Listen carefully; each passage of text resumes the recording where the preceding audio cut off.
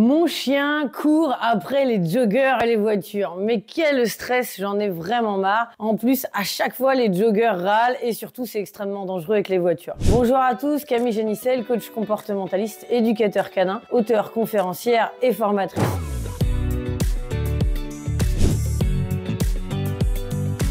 Et je suis là pour vous apporter les méthodes puissantes pour régler ce genre de problème avec votre chien. Ah oui, parce qu'en effet, votre chien qui va courir après les voitures, votre chien qui est sans arrêt en train d'essayer de pincer les fesses des joggers, ça commence à devenir compliqué. Alors je vous rassure, c'est un problème qui est quand même relativement courant. Malheureusement, ça peut être source d'un danger vraiment très fort, pas pour votre chien, surtout s'il court après les voitures, mais aussi vis-à-vis des êtres humains qu'il pourrait essayer de pincer. Alors la première chose qu'il faut comprendre, c'est que ça arrive plus chez certaines races que d'autres. Donc par exemple, tous les chiens type berger, border collie, berger australien ou autre, ça arrive plus souvent que chez les autres races, chez les autres chiens. Pour la simple et bonne raison, c'est que ils sont vraiment au départ sélectionnés pour courir après des troupeaux, pour vraiment continuer le déplacement de tous ces... gérer le déplacement en fait de tout ce qui bouge, de tout ce qui va se déplacer rapidement. Un petit peu comme les voitures, les joggers. Ils vont se mettre un petit peu sur le côté, ils vont revenir par là, voire même ils vont pincer les fesses lorsque cela est nécessaire des moutons. Donc évidemment, ils vont avoir tendance non seulement plus facilement que les autres à gérer tous ces déplacements ou à être intéressés pour poursuivre lorsque ça bouge vite, mais aussi en plus à pincer par réflexe et à attraper. Et ça, c'est quelque chose qui est normal. Je répète que c'est pour ça qu'on les a sélectionnés. Donc ils vont avoir tendance à le faire encore plus que les autres races. Maintenant, c'est tout à fait possible de gérer cela. Je vais vous donner les solutions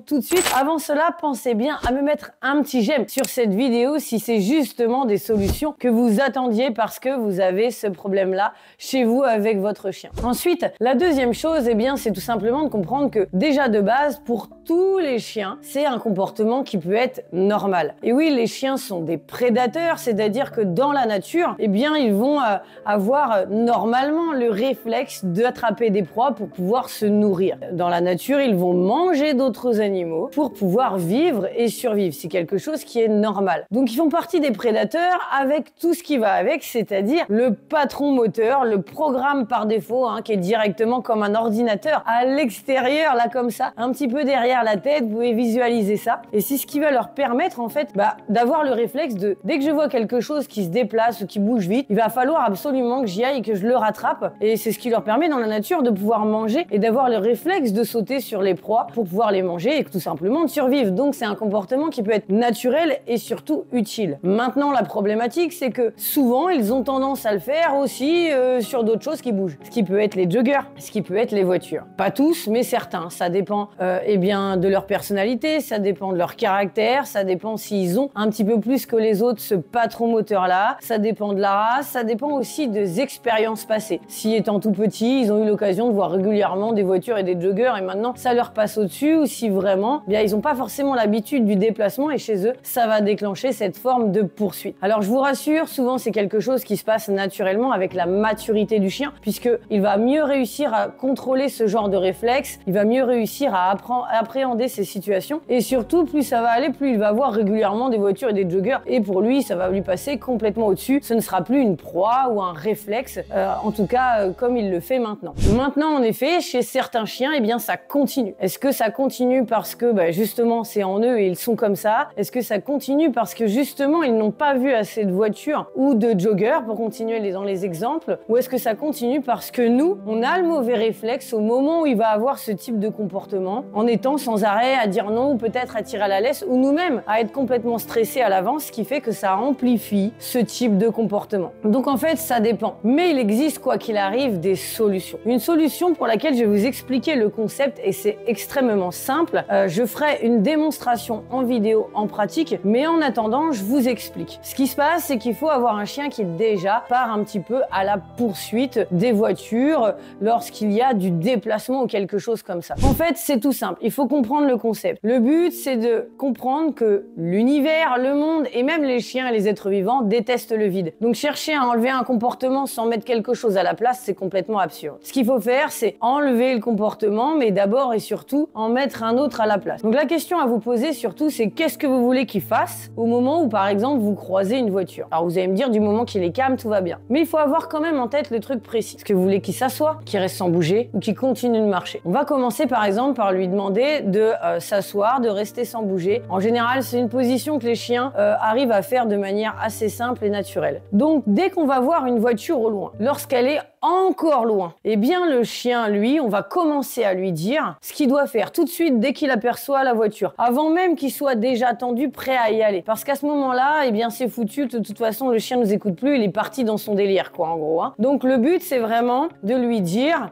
assis, pas bouger. Quand il est encore, il aboie mais il est encore présent avec nous. Vous voyez ce que je veux dire? Assis, pas bouger. Et aussitôt on va lui donner une récompense alimentaire à ce moment-là. Mais la récompense alimentaire, ça doit être quelque chose qu'il adore par-dessus tout. Ça doit être vraiment son truc, mais incroyable. Donc ce truc-là, ça va être par exemple un morceau de viande, des petits bouts de saucisse, des trucs comme ça que vous aurez préparé en petits bouts avant dans un petit sac congélation et vous allez pouvoir lui donner à chaque fois. Et donc ensuite, eh bien vous allez faire cela, votre chien va rester calme, il va vous regarder et puis la voiture pendant ce temps-là, elle va passer. Et dans ce cas-là, là, on a vraiment trouvé le bon timing, le bon moment pour pouvoir lui donner cette récompense-là. Et plus ça va aller, plus on va le reproduire, on va le refaire, vous allez voir, vous allez pouvoir commencer à et continuer de lui dire, lui assis pas bouger, de lui donner une récompense alimentaire, plus ça va, plus au moment où la voiture va vraiment se rapprocher. C'est-à-dire qu'elle va être de plus en plus proche et votre chien sera quand même à l'écoute parce qu'il aura continué d'être dans le positif. En fait, il faut associer la voiture à un autre comportement et encourager cet autre comportement-là pour qu'il reste et qu'il soit maintenu. Pendant ce temps-là, pouvoir virer l'autre. Je suis en train de réfléchir en même temps pour pouvoir bien vous expliquer comment justement cet exercice doit être fait pour que vous puissiez le refaire à la maison. Et ça va être exactement le même principe, par exemple, pour le jogger. Maintenant, il y a des chiens qui sont tellement dingues dans ces cas-là et qui, avec la récompense alimentaire, ça ne suffit pas. Il va falloir trouver d'autres choses comme des jouets ou peut-être un câlin ou des choses qui vraiment le rendent dingue et passent par-dessus ce comportement un peu conditionné, même réflexe qu'il va avoir pour les voitures et les joggers. Et vous verrez que petit à petit, vous allez pouvoir changer son comportement. Le tout, c'est de trouver vraiment quelque chose qui va le motiver un maximum et il va falloir faire beaucoup de répétitions. Ça, je ne vous le cache pas, j'ai toujours été honnête avec vous. Vous le prenez, vous le mettez à l'extérieur et vous faites un maximum de répétitions. Donc évidemment, quand je dis des répétitions, c'est pas la peine de faire ça du matin au soir. Vous allez saouler votre chien et au bout d'un moment, il va plus réussir à se contenir, il va être complètement stressé. Donc il faut faire ça régulièrement, assez souvent, plusieurs fois par exemple dans la semaine, mais prendre le temps sans rester non plus 1 heure vis-à-vis des voitures parce qu'il va faire l'effort de se contenir. Donc au bout d'un moment, comme ça demande un effort, si on reste trop longtemps, il va plus y arriver. Donc il faut faire attention. Et puis surtout, pas des voitures toutes les secondes non plus, ça marchera pas. Ça doit être une voiture de temps en temps. C'est une voiture toutes les secondes, il va pas comprendre, ça va plus, notre comportement ne sera plus assez clair pour lui. Voilà. Donc j'espère que cette vidéo va pouvoir vraiment vous être utile pour gérer ce type de comportement et surtout comprendre en fait à quoi c'est dû. Donc c'est quelque chose qui est assez courant. Vous pouvez aussi faire des petits exercices d'éducation canine, par exemple en demandant à votre chien de s'asseoir, de pas bouger. Donc il faut déjà qu'il se connaisse ces 2 exercices-là et puis de lui apprendre à pas bouger quand on passe un peu à côté, en marchant vite, en courant ou des choses comme ça. Et là, je peux vous assurer que votre chien va commencer à être plus mature, va commencer à être habitué parce qu'on va associer son comportement à un autre comportement beaucoup plus positif. Il va prendre une autre habitude qui va mettre directement là encore dans son patron moteur. Il va savoir qu'il est compris et qu'on ne le voit plus comme un chien un peu hébété parce qu'il a ce comportement. C'est quelque chose de normal. Et en plus, grâce à l'exercice, il va pouvoir apprendre à contrôler ses émotions. Mettez-moi un petit j'aime si ça vous fait plaisir d'avoir vraiment cette vidéo et ces informations-là. Pensez à prendre votre cadeau dans la description, mais aussi et surtout à vous abonner à la chaîne pour toujours plus de conseils gratuits.